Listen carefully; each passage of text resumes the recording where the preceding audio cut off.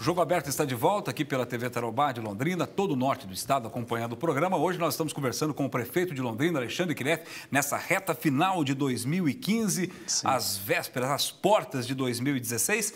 E começou, né, prefeito, a reforma do Estado do Café, né? O que aconteceu, como é que foi a parceria, como é que foi a tratativa, né? Nós estamos fazendo a substituição do gramado, né? Não é só o gramado, né? Toda a base do gramado. Houve uma intervenção importante também na drenagem, a substituição da base, uma grama de qualidade. Então, a gente vai ter uma condição de campo muito melhor do que tínhamos. Encaminhamos à Câmara, ou desenvolvemos o projeto de lei de autorização para ser feita a concessão do estágio do café. Isso é muito importante, a gente precisa aprovar uma lei na Câmara, isso está encaminhado, nós esperamos aprovar com rapidez para que possa haver a possibilidade do Estado ser gerenciado pela iniciativa privada. Seria a terceirização da gestão do estádio? Exatamente. E a Prefeitura ganharia o que com isso? Ou só se desoneraria da responsabilidade? Vai haver um termo de referência, onde todas essas contrapartidas, né, que o eventual gestor possa assumir, ou melhor, assuma como responsabilidade após vencer esse processo licitatório. Tem que haver um processo licitatório. E ele poderia explorar durante um período. Arena, exatamente. Então, tem alguns investimentos obrigatórios e, em contrapartida, o direito de exploração do espaço pelos fins definidos do termo de referência. Só para o Estádio do Café ou para o autódromo também? Não, só para o Estádio do Café. O autódromo vai ser... Nós pretendemos ainda continuar conduzindo com a administração própria. Certo. A dona Neuza da Fórmula Truck disse que recebeu a notícia que vai ser reformado o autódromo. Tem sim. Nós já temos recursos e alguns investimentos aí vão ser feitos, melhorando muito a qualidade e eu acredito que novas categorias vão escolher Londrina, sim, vão retornar. A Stock Car acabou já anunciando, né? Fórmula Truck fez 2 corridas esse ano. Fez 2 esse ano, volta ano que vem. Brasil, né? E o Totti foi campeão aqui. Muito bacana, né? Isso foi muito bacana, muito legal. Prefeito, há uma preocupação, o senhor já falou isso em várias oportunidades públicas, que inclusive eu vi em eventos, que é a questão da dengue. Sim, eu faço questão de falar nesse assunto. Eu acho que esse assunto é um puxãozinho de orelha em cada um que não toma conta do seu espaço. Primeiro nos gestores, né? Primeiro nos gestores municipais, porque a gente vê um cenário de descontrole, né, do Aedes, né, do mosquito, e daí, por consequência, as doenças que ele transmite em todo o Brasil. Talvez, eu não sei exatamente a razão, muitos prefeitos não têm tido o compromisso de realmente assumir essa responsabilidade, tomar medidas contundentes, como nós estamos tomando agora.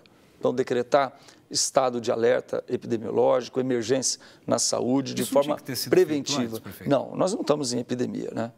Nós não estamos em epidemia. Na verdade, há epidemia em várias cidades e que sequer tomaram qualquer tipo de atitude.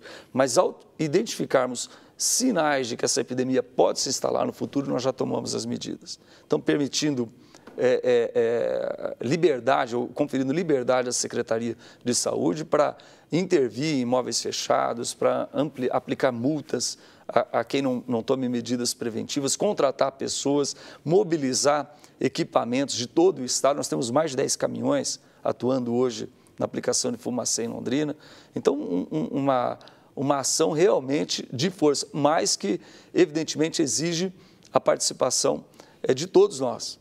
Porque nós temos que olhar para dentro dos nossos quintais, nas nossas residências, nos pátios das empresas, porque esses espaços é que apresentam 80% dos ambientes de multiplicação do mosquito. Então, o mosquitinho tem em espaços públicos, sim, mas é só 20%.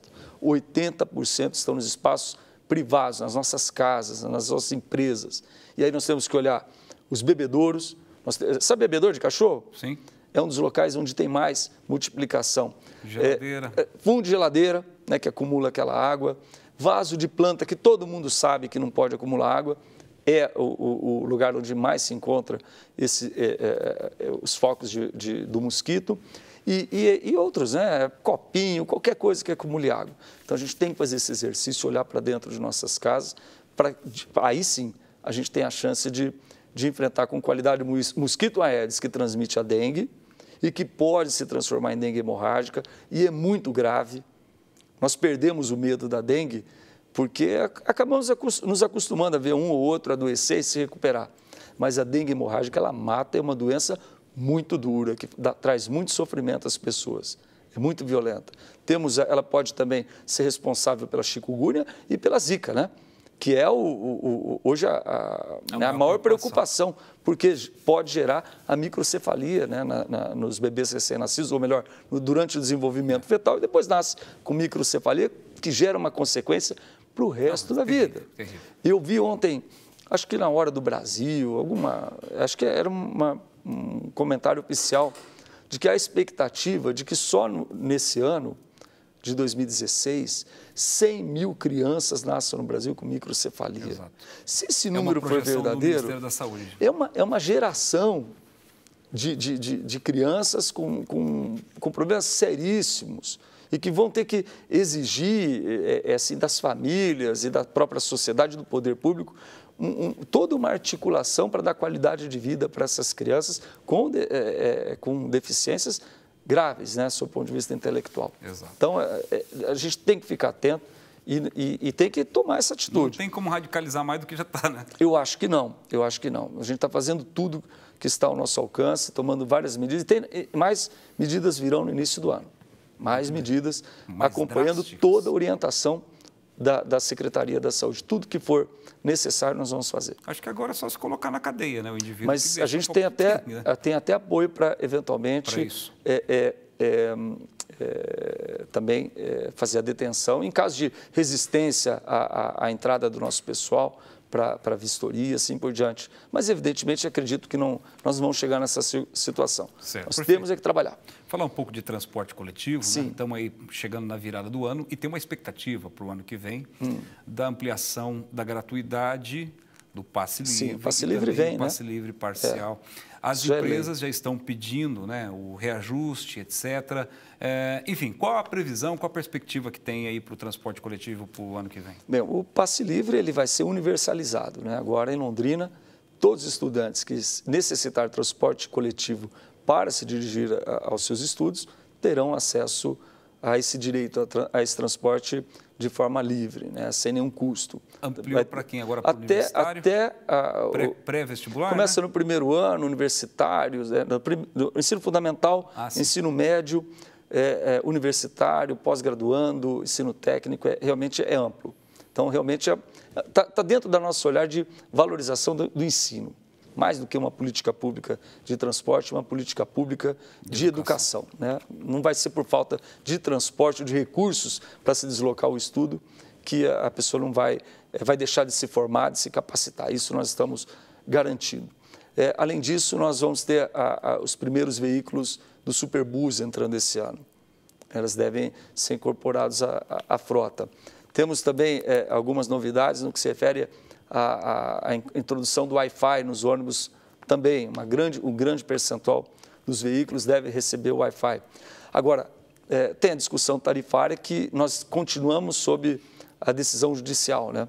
Nós temos que seguir a sentença judicial que foi proferida, se não me engano, em março ou abril, né, de 2015. Nós temos que seguir aquela metodologia de cálculo tarifário, sob pena de sermos multados e uma série de consequências. E dentro do orçamento tem uma previsão lá para o subsídio dessa gratuidade. Você diz do passe livre? Sim. Sim, porque o passe livre, é importante dizer, a meia tarifa, né, a meia passagem do estudante, ele era pago sempre foi pago pelo usuário. Quem pagava era o usuário. Então, tinha o desconto de 50%, tinha 50% de desconto e quem pagava era o trabalhador. Essa metodologia, desde que nós iniciamos a introdução do passe livre, do primeiro ao quinto ano, depois do ensino médio, nós modificamos e quem banca isso é o poder público. Porque se é uma política pública, é o poder público que tem que arcar com esse custo e não o trabalhador, não o usuário do transporte coletivo. Temos recursos separados para isso, estão previstos no orçamento e serão utilizados dessa maneira. Perfeito. Prefeito, a gente já está quase terminando aqui. Mas é muito rápido, não é possível um negócio desse. Infelizmente, mas dá para perguntar aí do seguinte. Sim. A gente viu aí no final do ano uma entrada, não vou falar invasão, mas uma uma entrada de uma publicidade de Maringá. Sim. Aqui, fazendo propaganda de Maringá em Londrina, Sim. algumas pessoas até ficaram sem entender.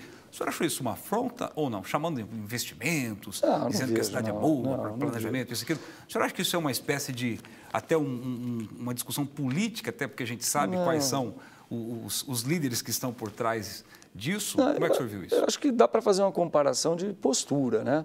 Por exemplo, eu não sou contra a publicidade do poder público, não sou mesmo, né? Se nós tivéssemos condições orçamentárias para fazer, nós faríamos, mas focado em benefício ao cidadão.